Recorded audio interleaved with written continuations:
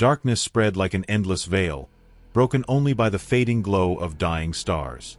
Maya adjusted the controls of her containment suit, feeling the weight of silence pressing down on the Elysium 9 orbital station. Monitors displayed numbers she had memorized.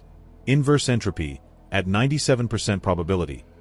Time remaining until cosmic collapse, 12 hours and 40 minutes. Her hands trembled as she touched the worn journal, its pages filled with notes on the phenomenon. No one else was there. The other scientists had vanished, or transformed, their bodies dissolving into crystalline structures that shimmered with a bluish light. She herself had a small, cold spot on her arm, growing a millimeter each day. The communicator crackled with static. A distorted voice murmured something about a final breath, but cut out before Maya could respond. She went to the observation chamber, where the phenomenon floated in a vacuum tank. It was a transparent organic mass, with veins resembling neural circuits. As she approached, a pressure built in her head, as if something was trying to invade her mind. Previous records spoke of voices, visions of other people's memories, but Maya felt only crushing loneliness. Perhaps the phenomenon didn't corrupt, but simply revealed the true nature of things. In the communications room, she found Barrow, the engineer's body. Parts of him were crystallized, his fingers fused to the console. Maya retrieved audio files from the system's memory. Fragmented recordings, screams, laughter, someone repeatedly singing a children's song. The last entry was from 3 days prior. "We're wrong about expansion. It's not the universe that ends, it's us." The sound of something shattering, then silence. Maya deleted the files, but noticed a pattern. All the voices, even the desperate ones, had a strange harmony, like notes in a discordant melody. In the main lab, the phenomenon began to tremble. Maya rushed to the tank, watching it expand beyond the glass. She felt no fear, only a dark curiosity. When the first crystalline tendrils pierced her suit, she didn't resist. The pain came quickly, but passed quickly. Her vision blurred, overlaying images. Her mother's face, a field of withered flowers, the first equation she wrote about inverse entropy. The phenomenon wasn't destroying, it was preserving. Each mind, each particle, was becoming part of a whole that transcended time and space. Maya smiled, even as her skin turned into a transparent shell. Perhaps the end wasn't a collapse, but a reorganization. A collective breath, preserved forever in the coming darkness. The Elysium 9 station floated motionless, all systems offline. In the center of the observation chamber, a crystalline structure shimmered, the last untransformed fragment at the core. Maya's journal, open to the last page, had words written in dried blood. "There is no error. There is no fear. Only the echo."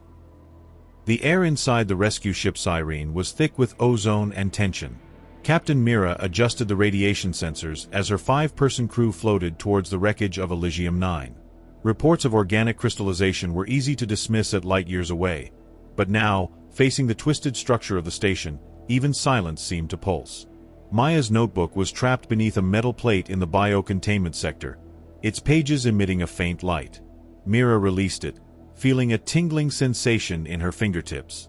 "This isn't in the protocols," murmured Jared, the biologist, recoiling at the sight of Barrow's body fused to the console. "It's as if the whole place were alive." Maya's voice emerged from the journal, not in words, but in sensations. The smell of rain on hot glass, the taste of bitter medicine, the memory of a human hand dissolving into light. Mira dropped the notebook, but it was too late. Her peripheral vision began to pick up repeating fractal patterns on the walls, glowing veins pulsing beneath the floor. "Let's get out of here," she ordered, but Dax, the engineer, stood before the empty containment tank. "Look at this," he said, pointing to a stain on the glass. A dark substance flowed like slow-motion blood, forming symbols resembling mathematical equations. Jared approached to analyze it, but the substance clung to his glove, seeping into the suit's joints. "It's not corrosive," he murmured, fascinated, as the stain climbed his arm. "It's information. I'm seeing things. Her childhood. Her mother dying. The first calculation error." Mira pulled Dax back, but the liquid was already dripping from a crack in the ceiling, enveloping them in a shimmering web. She remembered a lecture on inverse entropy. If the universe is a tape, the phenomenon is the rewind button. Now she understood. It wasn't a collapse, but an unfolding. In the Sirene's infirmary, hours later, Jared awoke with a fever. His skin was hot and translucent, revealing veins that flickered in binary code. "It doesn't hurt," he insisted, as Mira tried to restrain him. "It's like being in two places at once. You need to see what I saw." He bit his tongue, crystallized blood falling like diamonds. Mira activated the ship's self-destruct sequence, but the controls didn't respond.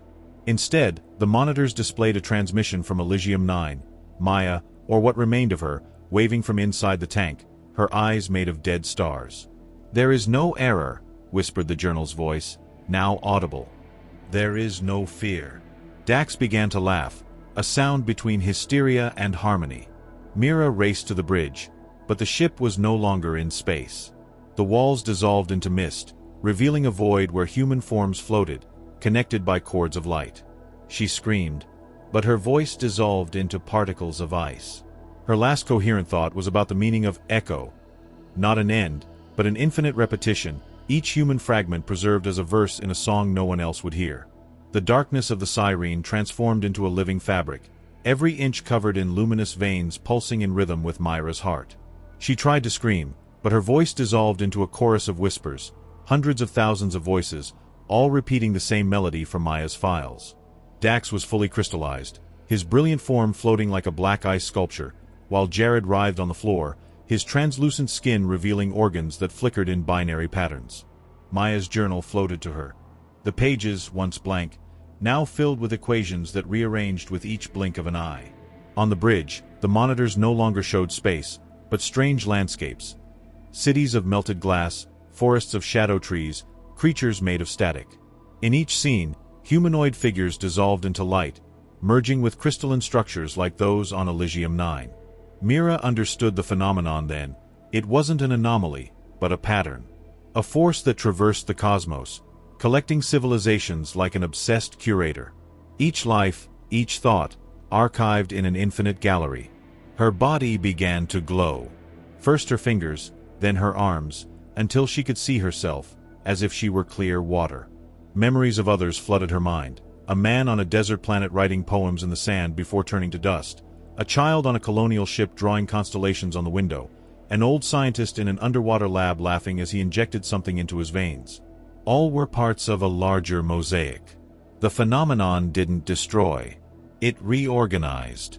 When the last part of Mira merged with the web, the Sirene disintegrated into particles of light, each fragment carrying the echo of an existence. Somewhere beyond time, Maya, or what remained of her, observed it all. There was no celebration, only a profound stillness, like the silence after the last chord of a symphony. In the void, a new star emerged, not of fire, but of data. Within it, in an eternal loop, humanity existed not as flesh or memory, but as a note in an unending symphony. And the universe, exhausted, took its final breath.